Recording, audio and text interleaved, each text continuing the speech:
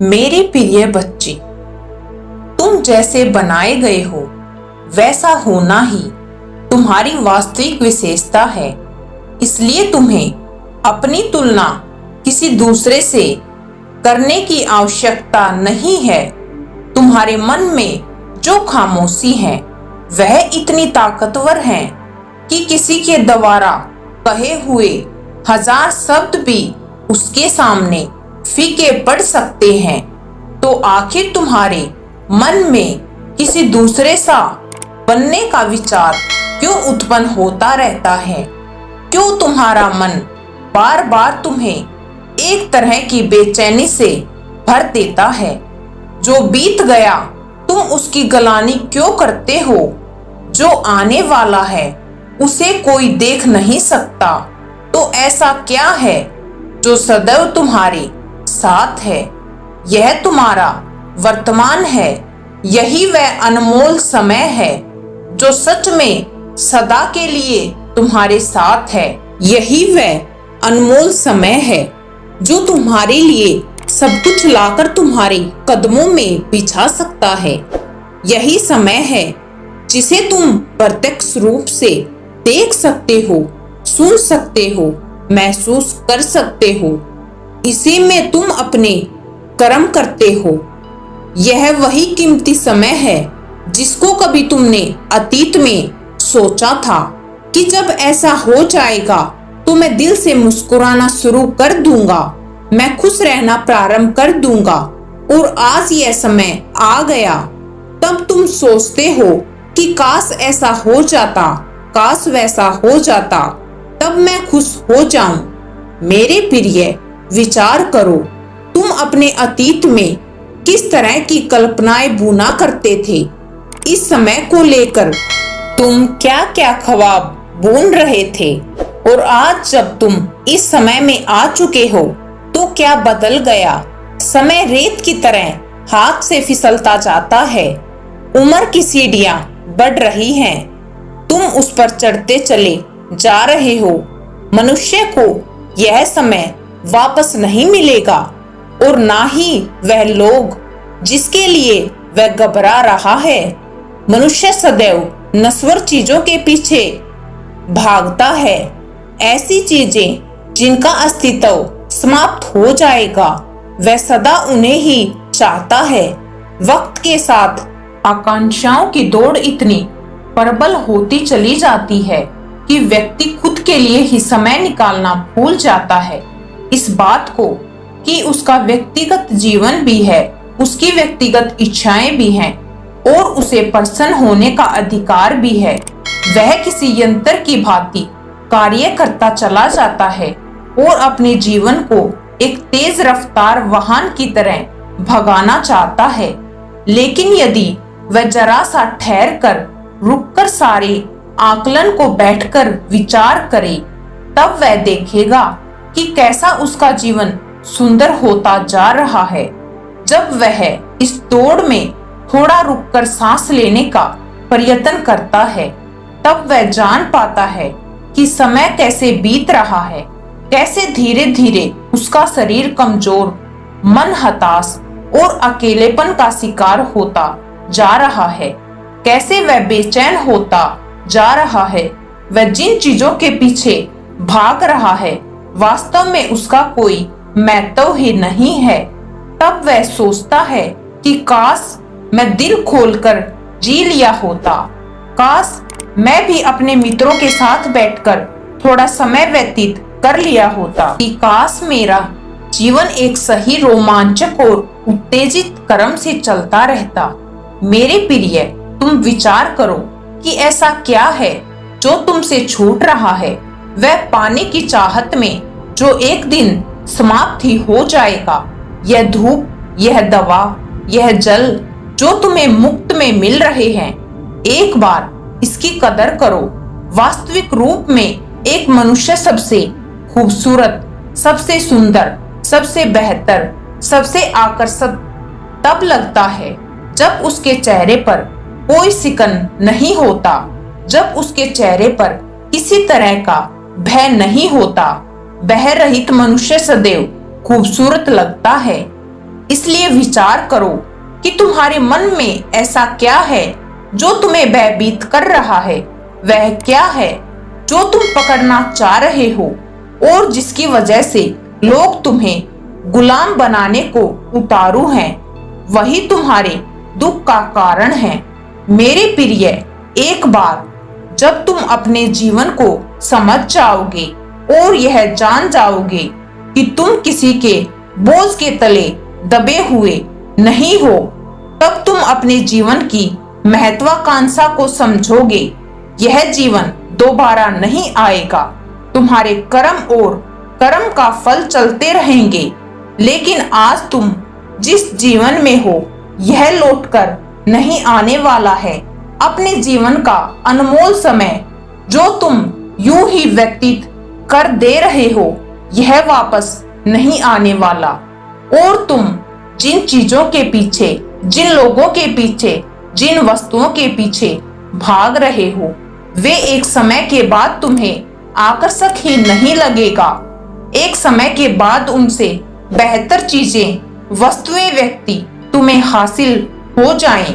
यह साथ चलने वाली एक प्रक्रिया है, इसलिए तुम इसके पीछे जितना भागते हो यह तुमसे दूर होने लगता है। और जिस क्षण तुम उसे स्वीकार कर लेते हो, अपनी आदतों को स्वीकार कर लेते हो, उसी क्षण वह कुछ तुम्हें प्राप्त हो जाता है और वह कुछ तुमसे छूट जाता है। और जो तुम छोड़ना चाहते हो, मेरे प्रिय, अपनी प्रसन्नता का विचार करो। यह जीवन तुम्हें तुम्हारे लिए मिला है।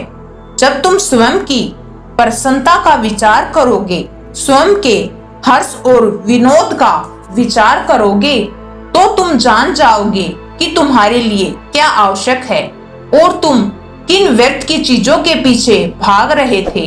कौन है जो तुम्हें रोक रहा है स्वयं को स्वीकार करने से? क्या है तुम्हारी चिंता का कारण? भूत भविष्य वह क्या है जो तुम्हें गुलाम बनाने के बेताब हो रहा है?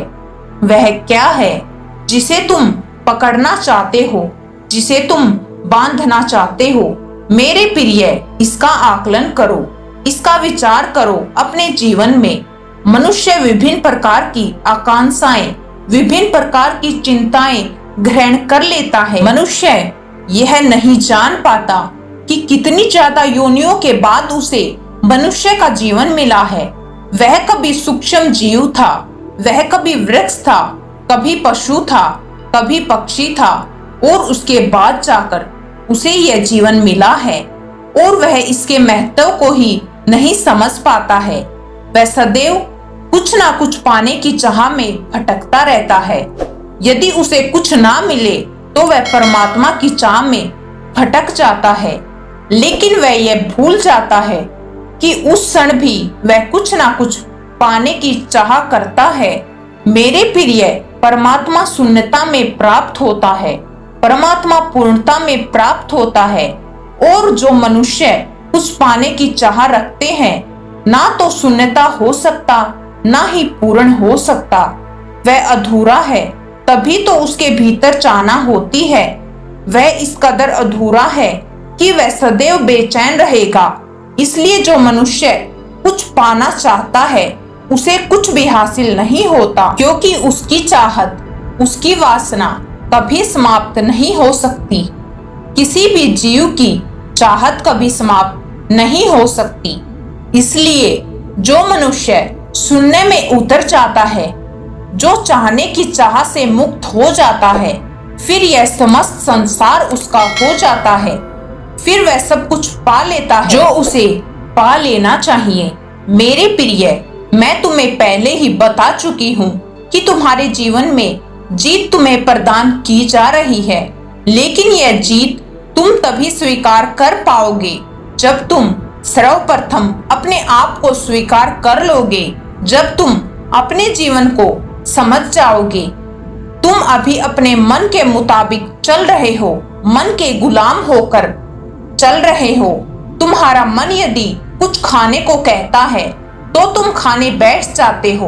तुम्हारा मन यदि आराम करने को कहता है तो तुम आराम करने लगते हो, लेकिन तुम यह नहीं जान पाते कि तुम्हारा शरीर पाने की मांग कर रहा है या नहीं, तुम्हारी आत्मा कुछ करने की चाह रख भी रही है या नहीं, और तुम्हारा व्यक्तित्व क्या कुछ कार्य करना भी चाह रहा है या नहीं। तुम केवल मन के मुताबिक चल रहे हो। यही तुम्हारी सबसे बड़ी भूल है, क्योंकि जब मनुष्य अपने मन के मुताबिक चलता है तो इंद्रियों को वह अपना यंत्र बनाकर उनसे अपना सुख भोगने की चाहत रखता है, और यहीं से वह दुष्कर्म करना, पाप करना प्रारंभ कर देता है। लेकिन जब मनुष्य अपने भीतर की आवाज सुनता है, शांति से बैठकर स्वयं से बात करना प्रारंभ करता है, जब वह भीड़ भाड़ से अलग होता है, जब वह यंत्रों से दूर होता है, जब वह पुस्तकों से दूर होता है, जब वह अपनों से दूर होता है और केवल अपने आप के साथ होता है, वास्तव में उस शून्यता में ही वह परमात्मा का साक्षात्कार कर सकता है। तुमने मुझसे प्रश्न किया है कि क्या मैं तुम्हें कभी मिल पाऊंगा, क्या मैं तुम्हें दर्शन दे पाऊंगा। तुमने कहा तुम इस संदेश को अंत बार देखना चाहते हो। तुमने कहा तुम इस संदेश को अंत सुनना चाहते हो, लेकिन क्या तुमने कभी विचार किया कि तुम अपने कर्मों को कैसे सही करना चाहते हो? क्या तुमने कभी विचार किया वह क्या है जिसकी वजह से तुम्हारे जीवन में बाधा उत्पन्न हो रही है? यदि तुम्हें मनुष्य का जीवन मिला है तो यहाँ दुख भोगने नहीं आए हो तुम, यहाँ कष्ट सहने नहीं आए हो तुम, अपने कर्मों का हिसाब करने नहीं आए हो तुम। यहाँ तुम अपने जीवन को बेहतर करने आए हो, सही कर्म का चुनाव करने आए हो, जीवन को दर्पण की भांति मानकर केवल चलचित्र को देखने आए हो, अपने जीवन के नाटक को देखने आए हो और उन चिंताओं का सामना करने आए हो और उन चुनौतियों से मजबूत बनने आए हो जो अभी तुम्हारे जीवन में भेजी जा रही हैं। लेकिन यह तुम्हें दुख देने के लिए, पीड़ा देने के लिए, कष्ट पहुंचाने के लिए नहीं है, यह तुम्हें मजबूत बनाने के लिए है। यह तुम्हारी परीक्षा है, यह जांचने के लिए कि क्या तुम उस बड़े धन को, उस बड़े से बड़े समृद्धि, मान, पद, प्रतिष्ठा को संभाल सकते हो जो तुम्हें मिलने वाला है। तुम दूसरों से अपनी तुलना करते हो। तुम यह तुलना करते हो कि यदि अन्य लोग बुरे हैं तो उन्हें इतना धन, इतना मान, पद, प्रतिष्ठा क्यों मिल रहा है, जबकि वह पूर्ण अहंकार से भरे हुए हैं। लेकिन वह तुमसे भिन्न नहीं है। मेरे प्रिय, उनकी चाहत और तुम्हारी चाहत में अंतर है, लेकिन उनके विश्वास, उनके भरम, उनके कर्म, उनकी नियति में तुमसे विशेष अंतर नहीं है।